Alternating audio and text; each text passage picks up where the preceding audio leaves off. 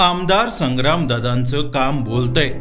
वेल्हे तालुक्यातील चिरमुडी, साखर, मार्गासनी, वांगणी, निगडे कुसगाव, कुसगिंड रस्ता परजिमा 41 वर गुंजवणी नदीवर मोठ्या पुलाची मागणी होती। पावसाळ्यात पाणी पुलावरून जात असल्यानं जनसंपर्क तुटायचा। हेच लक्षात घेऊन भोर विधानसभा मतदारसंघाचे कार्यसम्राट आमदार संग्रामदादा थोपटे यांनी अर्थसंकल्प 2020-21 अंतर्गत रक्कम ₹3 कोटी निधी उपलब्ध करून या पुलाचे काम मार्गी लावले। त्या ठिकाणी आम्ही यादी वाचली, नाबार्डची बरीचशी कामं आम्ही त्या ठिकाणी सुचवली होती। पुलांच्या संदर्भात, रस्त्यांच्या संदर्भात तिथं सुद्धा कुठल्याच पद्धतीचा निधी त्या ठिकाणी उपलब्ध झाला नाही अशी परिस्थिती आहे। खरं तर डोंगरी भागामध्ये पावसाचं प्रमाण जास्त आहे आणि या ठिकाणच्या रस्त्यांची दुर्दशा लवकर होते।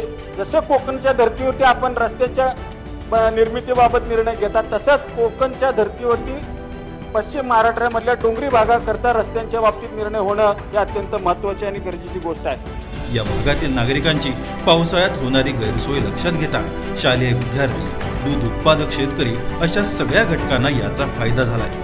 मतदारसंघातील जनतेला खऱ्या अर्थानं ज्या गोष्टींची तात्काळ आवश्यकता असते तीच गोष्ट आदरणीय दादांनी हेरून वेळोवेळी विकास कामांच्या माध्यमातून पूर्णत्वास नेली आहे।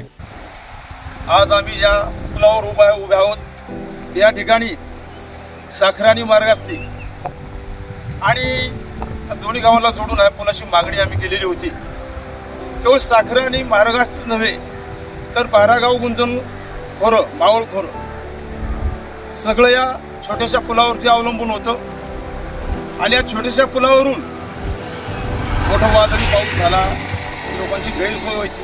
आम्हाला या ठिकाणी मोठ्या पुरात या पुलावर उभं राहता येतंय, सगळ्या गोष्टी पाहता येतात, जाता येतंय।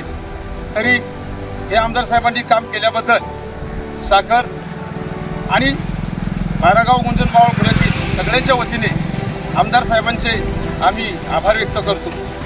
आणि म्हणूनच भोर विधानसभा मतदारसंघातील जनता म्हणते आमदार संग्रामदादांचं काम बोलतंय।